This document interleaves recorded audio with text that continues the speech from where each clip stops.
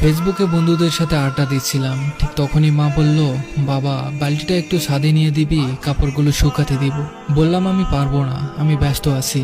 মা বলল, তুই তো মোবাইল টিপছিস, দে না বাবা একটু। রেগে গিয়ে বললাম, যাও তো, নিজের কাজ নিজেই করো, একটু দেখলে এটা ওটা কাজের কথা বলা শুধু। আম্মুকে ঝাড়িয়ে দিয়ে এসে রুমের দরজা আটকে শুয়ে ফেসবুকিং করতে লাগলাম। দরজা খোলা রাখলে যখন তখন এসে আবার কাজের কথা বলবে।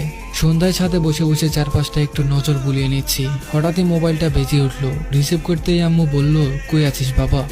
বললাম, আমি তো বলেই আসলাম আমি ছাদে যাচ্ছি, এরপরেও বাসায় থেকে কেন ফোন দিতে হবে? মা বলল, বাসায় একা একা ভালো লাগছে না, আয় না একটু বাসায়।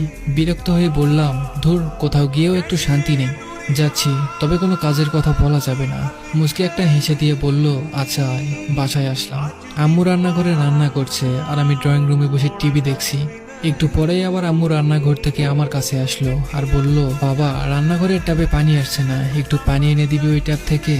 রেগে গিয়ে বললাম, আমি আগেই বলেছি আমায় কোনো কাজের কথা বলা যাবে না, এগুলো রান্না বান্না করা মেয়েদের কাজ, আমি ওসব করতে পারবো না। তুমি যাও তো, আমায় কার্টুন দেখতে দাও।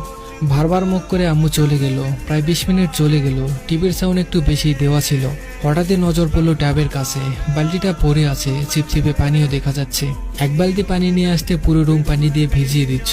কথাগুলো বলছে রান্নাঘরের দিকে এগিয়ে যাচ্ছি, কিন্তু রান্নাঘরে উকি দিয়ে দেখলাম কেউ নেই। আম্মু আম্মু বলে ডাকলাম, কিন্তু কোথাও কোনো সারা শব্দ নেই। বাইরে ট্যাবের কাছে গেলাম, একটু এগোতেই আমার চক্ষু কপালে উঠলো। আম্মু মেঝেতে পড়ে আছে, চারিদিকে রক্তে লাল হয়ে আছে। দৌড়ে আম্মুর কাছে আসলাম। আম্মু, কি হয়েছে তোমার? আম্মু, কথা বলো। কি করব কিছুই মাথায় আসছে না। কোলে করে নিয়ে বাসা থেকে বের হয়ে একটা সিএনজি নিয়ে পাশের হাসপাতালে গেলাম। বাবার বন্ধু এই হাসপাতালের ডাক্তার। আম্মুকে নিয়ে আসতেই তাকে ওটিতে নেওয়া হলো। নিজের উপর আজ খুব রাগ হচ্ছে। এক বালতি পানি নিয়ে এসে দিলে কেমন ক্ষতি হতো। আম্মুর কিছু হয়ে গেলে নিজেকে কখনোই ক্ষমা করতে পারবো না। একটু পরেই একজন নার্স এসে একটা কাগজ ধরিয়ে দিয়ে বলল, এগুলো নিয়ে আসুন তাড়াতাড়ি। আমি দৌড়ে ডিসপেন্সারিতে গিয়ে ওষুধগুলো নিয়ে আসলাম। আমি এসে দেখি ওবায়দুল আঙ্কেল ওটির বাইরে দাঁড়িয়ে আছেন। আঙ্কেলকে বললাম, আম্মুর অবস্থা কেমন এখন? আঙ্কেল বললেন, তোমার আম্মুর অবস্থা খুব খারাপ। তোমার আম্মুকে আমি গত সপ্তাহে বলেছি ভারী কাজ না করতে, কিন্তু কে শোনে কার কথা? শরীর একেবারেই দুর্বল, পড়ে যাওয়ার জন্য অনেক রক্ত বেরিয়ে গেছে। বললাম, যত রক্ত দরকার আমার শরীর থেকে নেন, আমার সব রক্ত বের করে নেন।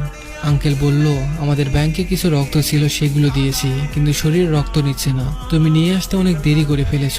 কষ্ট হলেও বলতে হচ্ছে, এখন সবকিছু উপরওয়ালার হাতে, আমাদের করার কিছুই নেই। তবুও ডাক্তাররা শেষ চেষ্টা করছে। চোখের পানি মুছতে মুছতে বললাম, প্লিজ আঙ্কেল, এমন বলবেন না, আমার আম্মুকে বাঁচিয়ে দেন। আমার কথা শেষ না হতেই সাদা কাপড়ে মুড়িয়ে একটা নিতর দেহ নিয়ে নার্স বেরিয়ে আসলো।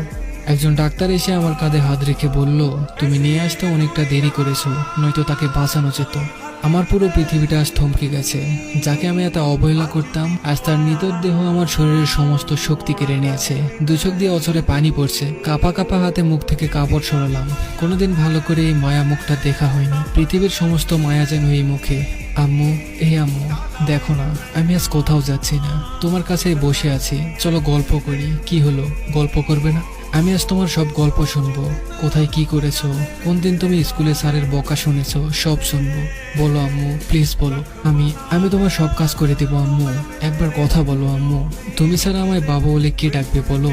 আম্মু, আম্মু, তুমি না আমার মেয়ে, এভাবে অভিমান করো না মা। চোখ খোলো না, দেখো আমি কোথাও যাইনি। আমি তোমাকে ফেসবুক চালানো শিখিয়ে দিব। আম্মু, কথা বলো না একবার। এভাবে কেন চুপ করে আছো? প্লিজ আম্মু, আমার কষ্ট হয়তো আম্মু। ও আম্মু, তুমি না বলতে আমার চোখের পানি দেখবে? আমি নাকি পাষাণ? দেখো আম্মু, আজ আমার চোখ ভিজে গেছে, কোনো বাঁধন মানছে না। একবার কথা বলো আম্মু। আমি তোমায় রানীর মতো করে ডাকবো, সবকিছু আমি করব, তুমি শুধু একবার বাবা বলে ডাকো। প্লিজ আম্মু, আমায় ছেড়ে যেও না। সেদিন আম্মু আর কোনো কথা বলেনি। ভার্চুয়াল জগতের মাঝে আমরা এতটাই ডুবে থাকি যে পরিবারের কথা ভুলেই যাই। তারাও চায় আমাদের সাথে সময় কাটাতে, আমাদের সঙ্গ পেতে। তাই সবাই নিজেদের পরিবারকে সময় দিন। তাদের সাথে যেটুকু সময় থাকবেন সেটুকু আপনার হৃদয়কে প্রশমিত করবে। মনে রাখবেন, পরিবারের এক একটা সদস্য একবার হারিয়ে গেলে পৃথিবীর কোনো কিছুর বিনিময়ে আর ফিরে পাবেন না।